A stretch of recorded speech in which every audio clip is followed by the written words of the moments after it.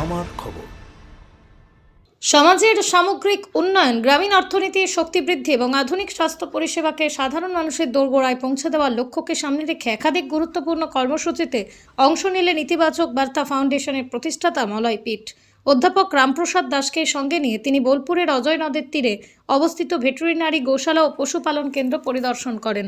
পরিদর্শনকালে কেন্দ্রটির বিভিন্ন পরিকাঠামো, পশু পরিচর্যা ব্যবস্থা এবং ভবিষ্যতে সম্প্রসারণের পরিকল্পনা খতিয়ে দেখা হয়। জানা যায়, এখানে শুধু গোশালায় নয়, হাঁস, মুরগি, ছাগল, ভেড়া সহ বিভিন্ন ধরনের পশুপালনের আধুনিক ব্যবস্থা গড়ে তোলা হয়েছে। উপস্থিত বিশিষ্টজনদের মতে এই ধরনের উদ্যোগ গ্রামীণ এলাকার কৃষক ও পশুপালকদের আর্থিকভাবে স্বনির্ভর হতে সাহায্য করবে। পাশাপাশি সহজলভ্য পশু চিকিৎসা ও বৈজ্ঞানিক পরামর্শের মাধ্যমে পশুপালনকে আরও লাভজনক করে তুলতে গুরুত্বপূর্ণ ভূমিকা পালন করবে। তাঁদের অভিমত, কৃষি ও পশুপালন ভিত্তিক অর্থনীতিকে শক্তিশালী করার পাশাপাশি এই কেন্দ্র গ্রামীণ যুব সমাজের কর্মসংস্থানের নতুন সম্ভাবনাও তৈরি করতে পারে। ফলে সমাজের প্রান্তিক মানুষের জীবনমান উন্নয়নে এমন উদ্যোগ বিশেষ তাৎপর্যপূর্ণ। মূলত শান্তিনিকেতন মেডিকেল কলেজ এবং হসপিটাল হয়েছে মানুষের স্বাস্থ্য পরিষেবা দেওয়ার জন্য। এই স্বাস্থ্য পরিষেবা দিতে গিয়ে কী সুবিধা, ছেলে বা মেয়েরা কেউ ডাক্তার হচ্ছে, কেউ নার্স হচ্ছে। এর সঙ্গে সঙ্গে এইটি নিয়ে আমার যেটি ভাবনা, এটা তো কৃষি বেল্ট, বিশেষ করে গ্রামীণ মহিলাদের কর্মের ক্ষেত্রে জায়গাটার অভাব আছে। কিছু গবাদি পশু, কিছু মুরগি, কিছু হাঁস পালন করে, কিন্তু প্রাচীন ভাবনার উপরেই চলতে হয়। ট্র্যাডিশনাল বাড়ির কেউ জানে, সেই অনুসারে ট্রিটমেন্ট হয়, বা এখনও ঝাড়ফুঁকের মধ্য দিয়ে তাদের বিভিন্ন পরিচর্যা হয়। সায়েন্টিফিক ওয়েতে পরিচর্যার জন্যই এটাকে ভেটেরিনারি মেডিকেল কলেজ করতে চাইছি। আমরা আরও বেশ কিছু জায়গা নিয়েছি, এখানে তো টোটাল জায়গাটা আছে এবং ক্রাইটেরিয়া অনুসারে আমরা ফুলফিলও করেছি। কিছু পঞ্চায়েতগত এখনো পর্যন্ত ছাড়পত্রের অসুবিধা ছিল। আশা করছি এইরকম একটি প্রজেক্ট রাজ্য সরকারের সহায়তায় এইগুলো দূর হয়ে যাবে এবং সেন্ট্রাল গভর্নমেন্টের দ্বারা রাজ্য সরকারের সহযোগিতায় আমাদের ভাবনাটা ইমপ্লিমেন্ট হবে বলে আমি আশা রাখছি। জাস্ট একটি গভর্নমেন্ট পরিবর্তন হচ্ছে, আমাদের সমস্ত ক্রাইটেরিয়া ফুলফিল করে দরখাস্ত করা আছে।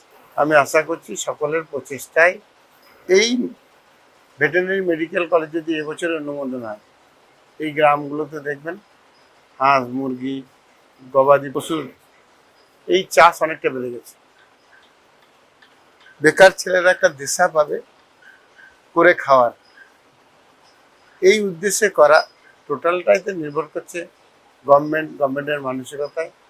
তবে আমি যতটুকু বুঝেছি, শিল্প উপযোগী পরিবেশের কথা বলছেন, ভাবছেন, গৌমাতা সেবার কথা ভাবছেন, তাই কোনো অসুবিধা থাকার কথা নয় আমার ধারণা অনুসারে। কতগুলো গবাদি পশুর পরিকাঠামো আনুমানিক?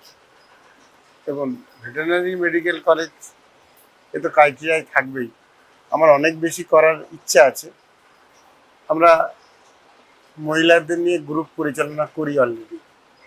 আমার কনসেপ্ট হচ্ছে আমুলের মতো আমরা একটা কোঅপারেটিভ বা ক্লাস্টার করে বাই প্রোডাক্টটাও তৈরি করানো ওই মহিলাদের দিয়ে। উদ্যোগ অবশ্যই ভালো। বর্তমান দেশ নরেন্দ্র মোদীর নেতৃত্বে যেভাবে আগানোর কথা চিন্তা ভাবনা করছেন, স্বনির্ভর ভারত। স্বনির্ভর ভারত মানে এই নয় যে যারা শুধু সায়েন্টিস্ট হবে, বিজ্ঞানী হবে, তাদের জন্য স্বনির্ভর ভারত, তা না। এই এলাকাটা পুরোপুরি কৃষি প্রধান এলাকা, ভীষণ ফার্টাইল ল্যান্ড, পাশেই অজয় নদী, মাঝে মধ্যে বন্যাও হয়। গ্রামগুলো ভীষণ শান্তপ্রিয় জায়গা। এখানকার যে ইকোনমির সাথে যুক্ত কৃষি, তার সাথে গবাদি পশু সব মিলে, পাশে এখান থেকে 2 কিলোমিটার দূরে একটা মেডিকেল কলেজ, এখান 2 কিলোমিটার দূরে একটা ভেটেরিনারি একটা পশু চিকিৎসালয়, সেখানকার ছেলেমেয়েরা পড়াশোনা করতে পারবে। আর আপনারা জানেন, কোনো একটা জায়গায় মেডিকেল কলেজ হোক বা এই ধরনের প্রতিষ্ঠান যা হোক না কেন, তার সাথে সাথে আনুষঙ্গিক প্রচুর মানুষের প্রচুর কাজের সুযোগ হয়ে থাকে। আর কোনো জায়গায় শিল্প কারখানা হলে যেমন অফিসিয়ালি কতগুলো মানুষ কাজ করে, কিন্তু তার সাথে সাথে আনুষঙ্গিক প্রচুর মানুষ কাজ পায়। বিশ্বভারতী একটা প্রতিষ্ঠান, চাকরি করে মাত্র কয়েকশো মানুষ। বিশ্বভারতীকে হিল্লে করে আরো কয়েক হাজার মানুষ, কয়েকশো ফ্যামিলি কিন্তু তারা জীবনযাত্রা নির্বাহ করে। একইভাবে এই ধরনের একটা জায়গাতে, এই ধরনের একটা প্রতিষ্ঠান হওয়াতে আশা করি হ্যাঁ, চাষবাস ডাইরেক্টলি না হয়ে চাষবাসের সাথে যে অ্যালার্ট যে এগ্রিকালচার অ্যাক্টিভিটি বলতে যেটা বোঝায়, সেটাকে মাথায় রেখে এই এলাকার একটা জীবনযাত্রা মান, অর্থনৈতিক অবস্থা অনেক কিছু পরিবর্তন হবে বলে আমি আশাবাদী।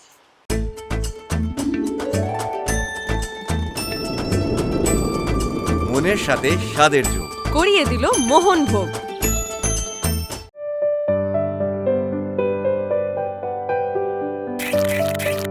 এখনই বুক করুন প্রকৃতির কোলে শান্তির এক অসাধারণ মুহূর্ত। দেখতে চোখ রাখুন আমাদের ফেসবুক ও ইউটিউব চ্যানেলে।